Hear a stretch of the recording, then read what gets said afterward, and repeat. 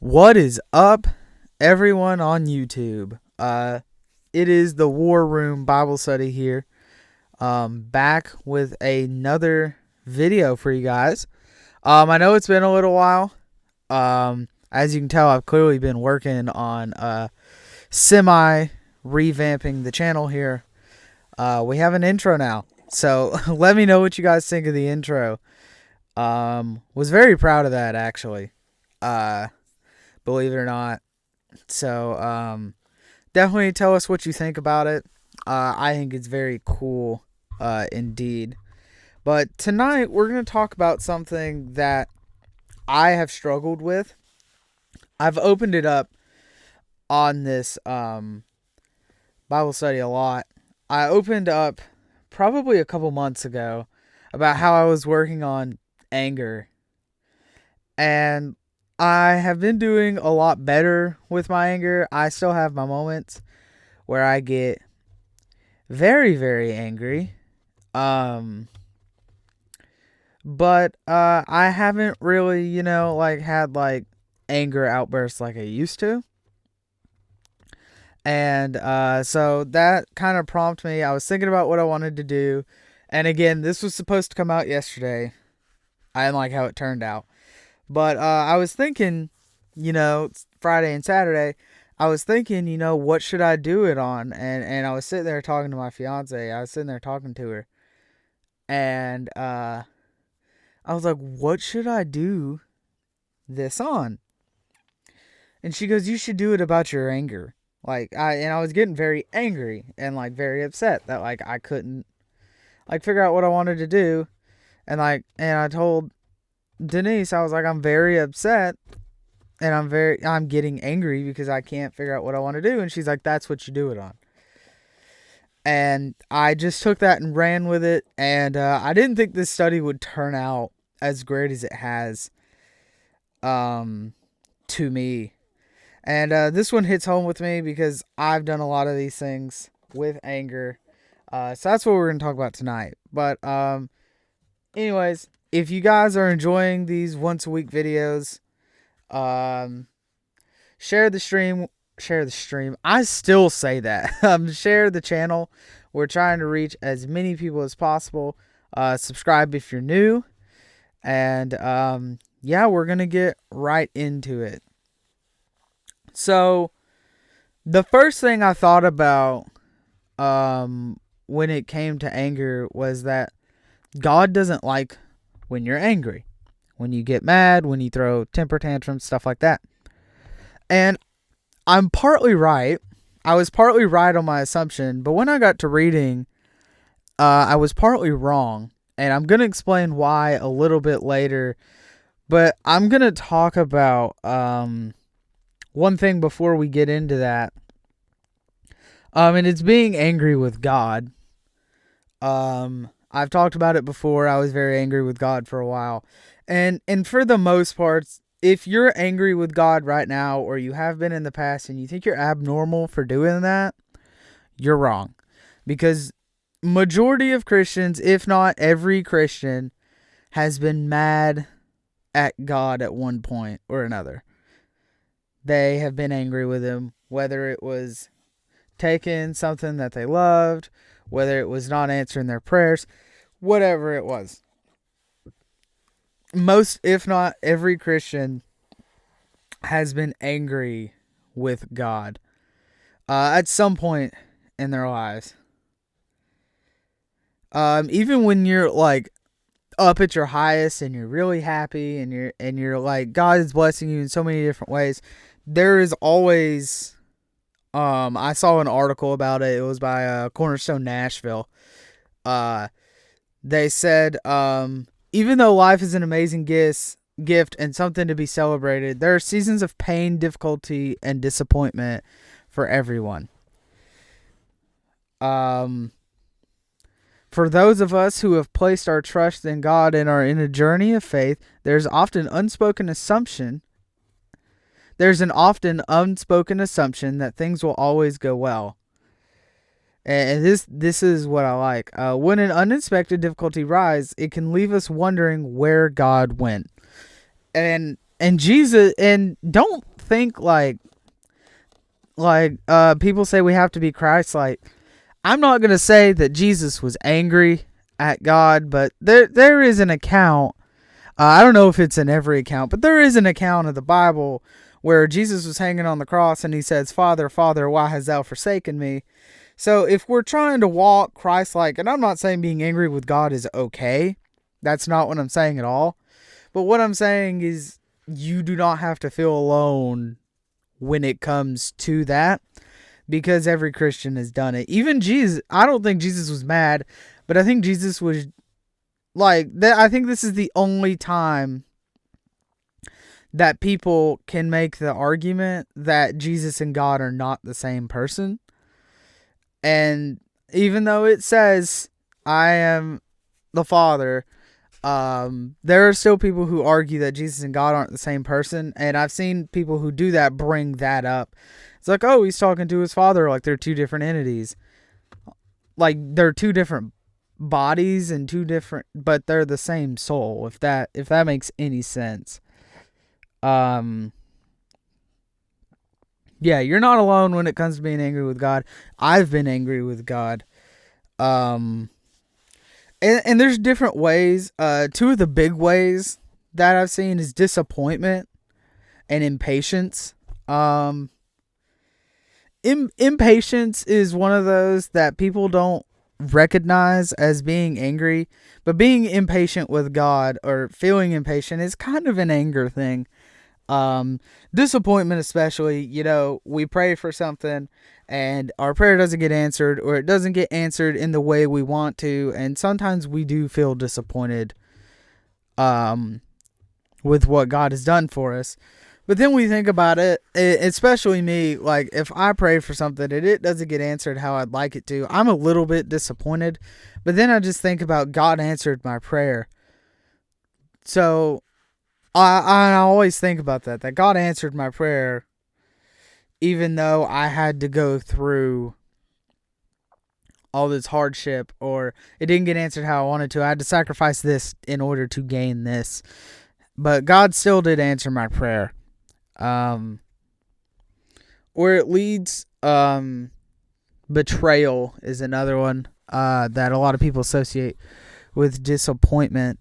But today I want to talk about what the Bible says about anger. And this is where the question comes in that's on the screen right now. It says, God isn't angry about anger. And I read this verse, and I do what I normally do, and I looked up Bible verses or chapters in the Bible that mention anger. And Ephesians 4:26 was one of the more common ones that popped up. And it says, I don't know what translation this is. I got this off of Cornerstone Nashville. When I was reading their stuff, I saw this verse on there. And it says, "Be angry, but do not let your anger lead you into sin. Do not let the sun go down in your anger." I'm actually going to pull it up.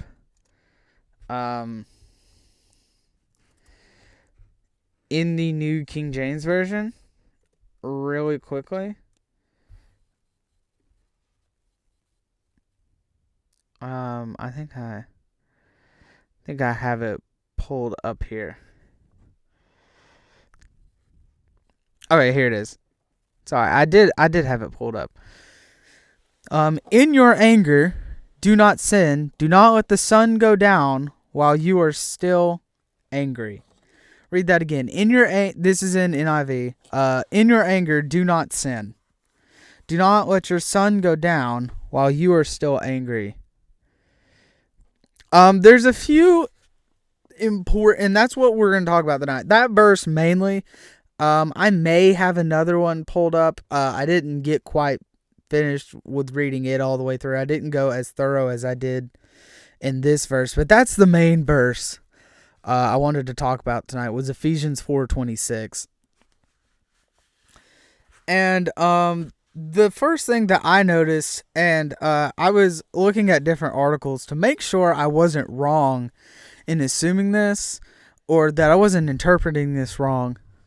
Uh, but it, but for what I could find, the first thing I notice is God is okay with your anger. Because it says be angry. So that's the first thing I noticed was those first two words that that he's not upset with you being angry, not even being angry with him. It kind of goes in this verse kind of goes to show that anger is a normal human response or normal things humans do when they are like disappointed or they're impatient or they feel betrayed or as this sentence I have written down puts it, it's a normal human response to any perceived injustice. Anger in itself is not a sin. So anger is not the sin, and that's why I said God isn't angry about anger. So God isn't mad at us when we're angry at something? No, I don't believe so. I don't believe he is, and this verse kind of shows that. I don't think he's mad at the emotion that is anger, but it's how we respond to our anger, and that goes into the second part of this verse. Or what we say or do as a result to us being angry. The second part of it, I'm going to read it out of the article. It says, do not let your sun go down on your anger. It's good and healthy, and I know I do this especially. When I get angry, like if I'm arguing with somebody or like I start getting really, really mad. One of the things that I do, that I try to do, is I try to just like walk away, give myself about 10 to 15 minutes to calm down, and then go back and continue what I was doing. Especially at work. This happens at work all the time. Like if I have a disagreement with a coworker, I normally have to like step to the side and give myself like 5 to 10 minutes. And I try to do this regardless of how busy I am or regardless of what everybody else is doing. I normally take time. It's normally not 10 to 15 minutes. It used to be like half an hour. But like now it's more like 5 to 10 minutes. And I just like, I sit and pray. And I go to God and I ask for forgiveness for what I did as a result of me being mad. Whatever I said, whatever I did, that is a sin. I ask for forgiveness for that. And I just sit and pray. And then after I pray, I just sit and think for like 2 or 3 minutes. I just sit down and just silence for a minute or two. And then after that, I wouldn't say I'm not still angry, but I'm calmed down. I'm not going to do anything stupid. I've definitely calmed down. And I kind of took this verse as a way to say it's actually healthy to take time to face our anger and process it. But that the process shouldn't go on forever. That the process has to end at some point. Is kind of what I got at. And that's a very, very hard thing. Processing your anger is one of the hardest things I had to learn, especially when I got closer to being a Christian. That was the hardest thing for me, was processing my anger. That was very, very hard. This article says, venting our anger with no restraint can make life miserable for everyone around us. But we all know when we're angry, we don't think about that. We're very selfish. I am. I don't know if everyone else is. I am very selfish when I'm angry. And I don't think about others. I literally think about myself and like, how am I going to respond to this? And it also says most experts agree that being able to articulate what we're angry about, whether verbally or in writing, is an effective way to move through the process of being angry towards a place of greater acceptance and peace. And this is also, I think this is towards the end um end of the article. It says gratitude is an antidote to anger with God. I'm gonna just read this whole part that I have because I wrote the whole thing down because I thought it was very powerful, and I'll kind of explain it after I get done reading it. But it says anger is an incredibly powerful emotion because it's so strongly tied to a perceived sense of injustice. The intensity of this emotion can quickly lead to an obsession with the unfairness of the difficulty we're experiencing.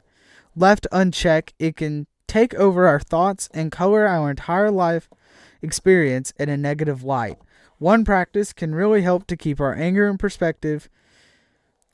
One practice that really helps to keep our anger in perspective is the practice of gratitude. Daily verbalizing or writing down the things we're grateful for, while also acknowledging the things we're angry about, helps us remember that along with the bad, there is also good. And it kind of goes with what it was saying earlier.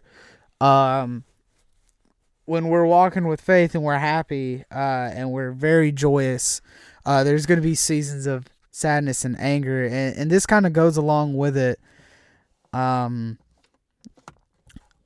what I'm gonna do now, I'm gonna start doing this after reading this. I started doing this is when I get angry, I think in my head like, okay, how has God blessed me today? And if it's early in the morning, like at work, because I work super early, so if it's early in the morning during work, I think about, okay, how did God bless me yesterday?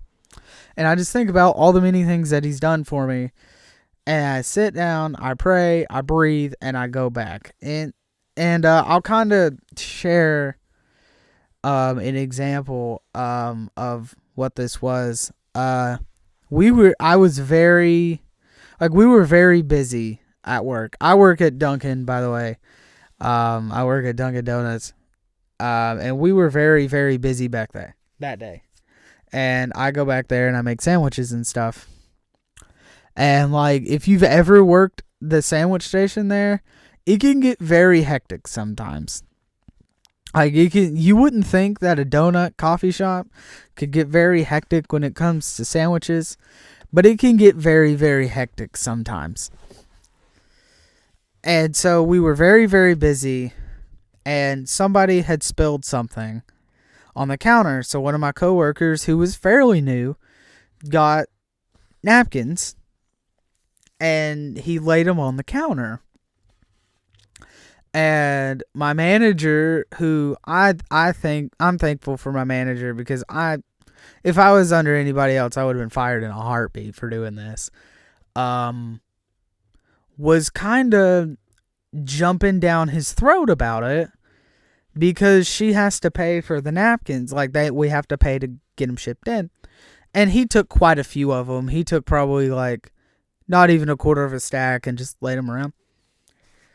And it kind of jumping down his throat because he didn't use the paper towels. And I tried to stand up for him and I was like, they're the same thing. They're both paper. And she smarted off and I won't get into what happened, but long story short, she smarted off to me. I smarted off back. And we kind of got into this yelling war. We called each other some not very Christian names. I'm trying to work on my language. So I said some not very Christian things. She said some not very Christian things. And then I literally had to go to the gas station next door. And I went and got me caffeine because normally I drink a Rainstorm every day. And I got one of those. And while I wasn't busy, while there was nothing up there, I opened it. I chugged it. Chugged the crap out of it. Probably drunk it in like a minute. And then just went on about my day. Threw it away. Went on about my day. And luckily my fiance, sweet, she got me another one. So I had a lot of caffeine. But my point was being that like the whole point of that story was just me when I was chugging that, and I wasn't really thinking about it. And so I did it, and then I finished the day. I was still really mad, like an hour later. I was still really, really mad because, like, we said some not very nice things. I was very, very mad. I was like, I'm done. I'm going to go somewhere else. And when we weren't busy, my fiance sat down with me, and she told me that I wasn't acting very Christ-like, and that and I gave the typical Christian response. I know this story's very long, I apologize, but I gave her the very, like, Christian response, and was like, I could say the same thing about you. Like, say the same thing about everybody, like trying to justify myself for feeling the way I do. And she looked at me straight in the face and she said, yes, I do this too, but our jobs as Christians is to call each other out, and I'm calling you out, and what are you going to do about it? And so I sat down and I just thought about how grateful my God is, and I thought about how amazing he is and how much he's blessed me, and now I'm just sitting here just being angry and not really walking like I should. And then I did that for like 2 or 3 minutes. I went back up and I finished my day, and like I didn't really talk to my manager the rest of the day, but I was just doing that to like avoid conflict. But my point is that it's okay to be angry. I think I was okay to be angry, but it's what I said and what I did in response to being angry is what really got me in trouble.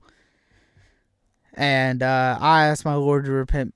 I asked for repentance probably like 20 times after that. That was just a little story I had. There was really no point to it. That was just a story I had, or an example of what I attempted to do to kind of relieve some anger. I know I'm kind of rambling, but that's really all I have today.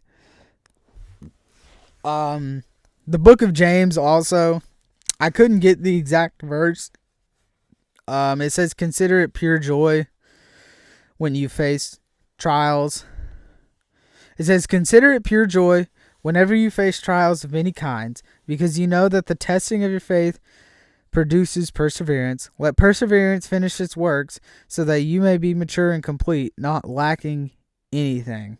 Consider it pure joy whenever you face trials of many kinds, because you know that's a test of your faith. So you know that your faith is being tested, and when you're in a place of happiness, and when you're in a place that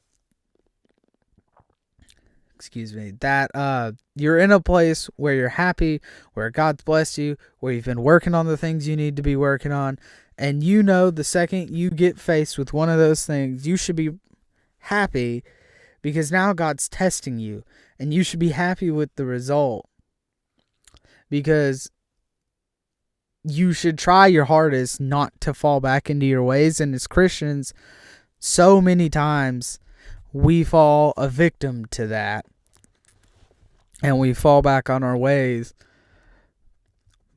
But James says,